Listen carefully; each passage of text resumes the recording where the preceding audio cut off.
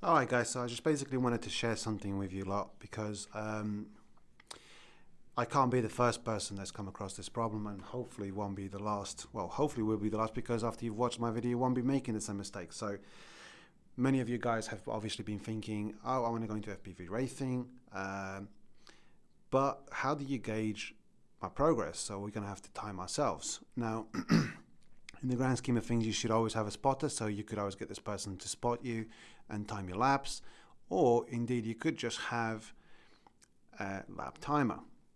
Typically an expensive solution, of course, but TBS have obviously got a solution called the TBS Tracker. Now, when I first heard about this, I was excited because I wanted to time myself, but then I read that after an update, it was even better because you can track up to 8 pilots. Now, for my application, I was only up to 4 pilots, but nevertheless, 8 pilots, a bit of a laugh, and indeed you could gauge your progress and you could see how well you're doing. So this is not necessarily a review, but while I have the box here, I'm going to share and show you what it looks like really quickly. Inside the box, you don't really get an awful lot. It's literally some bubble wrap, the device itself.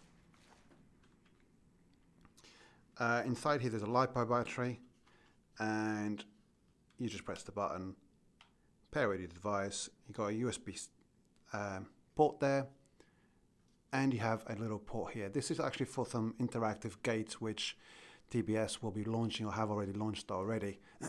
And in here you'll find that there's a little hole. That's because you can put an extended aerial for it for you to have even more range, and the USB is a charge port. Now, in most cases you're thinking to yourself, well, okay, cool, upgrade this. How do I upgrade it?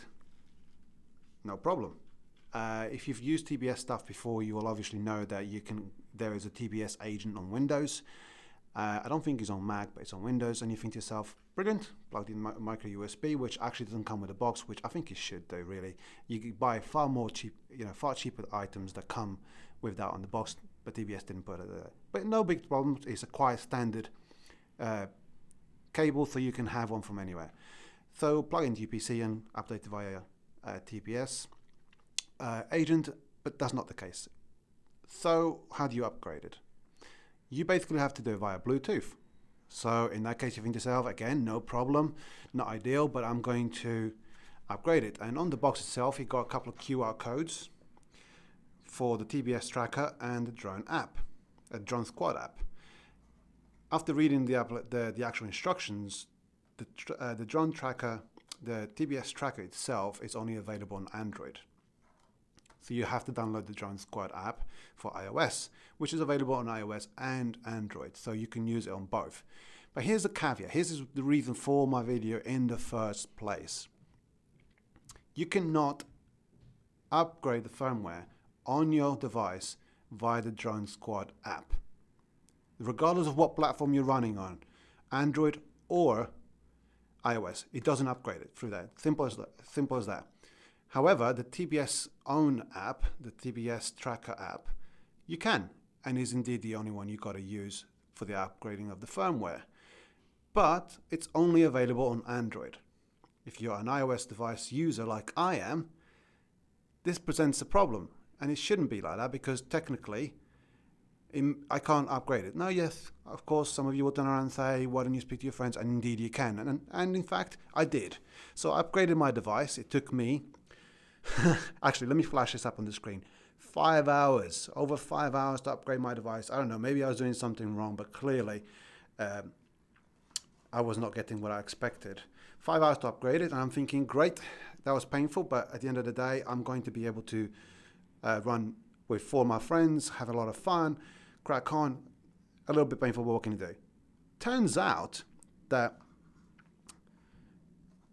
remember, I'm on iOS. The only app I can use is Drone Squad. And regardless of whether your TBS tracker is upgraded or not, on iOS, you can only use Drone Squad, and it will not support multiple pilot timing. It's that simple. Now, the technical reason for that is because obviously Android is a little bit more forgiving in terms of coding and security than iOS. I can understand that. However, it is not supported. If you have an iOS device, it will not time anyone else other than just yourself, which in my opinion is an absolute shame. And TBS really need to address this. And if they don't address it, at the very least they need to make sure they let people know via their website very, very clearly, and including other retailers. Like, I got this from Hobby RC, and I was talking to Hobby RC Mike, who I've purchased loads of business from, and he obviously isn't aware that regardless of what application you're using, it will not do the multi-pilot timing. So the purpose to this video is, if you have iOS and you're expecting to time more than just yourself, this isn't going to be the right solution for you. Not right now at the very least. However, tech support from Drone Squad did tell me they're trying to work on something. They're not happy with the situation themselves, so hopefully we'll see something from them in the very near future. Also, don't forget that this is not me trying to bash Team Black Sheep. I think they're amazing. In fact, some of their kit is probably the best across the RC world. Drone pilots and all that stuff will agree. I'm a big fan, and it just pains me that you're paying about £50 for this, and it just doesn't cover the basics of what you need to be doing. And I didn't know this until I purchased it, and now it becomes a useless device for me. So all in all, I'm saying, guys, it's like, look, hopefully someone would have told you this before. After many videos I watched, no one actually said anything, but I just wanted to let you guys know that this is the case. You will not be able to time more than just yourself on iOS on this device, regardless of what firmware you're running. As of this video right now, this may well change in the future, but hopefully. But for now, thank you for watching, guys. Sorry this wasn't a little bit of a ranting video, but as usual, guys, if you like the video, do like the video. If you found it helpful before you purchased it, share it amongst your community, because obviously we don't want people to end up spending money and then getting annoyed at a company that doesn't deserve any stick, but they should have really thought this one out.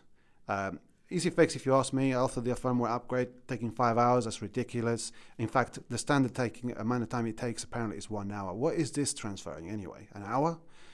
2017, 2018, you know, and taking an hour to do firmware like that? Okay, fair enough. But look, anyway, for now, I'm just rambling on. I'm going to leave you guys to it. Catch you guys in the next one. Bye-bye.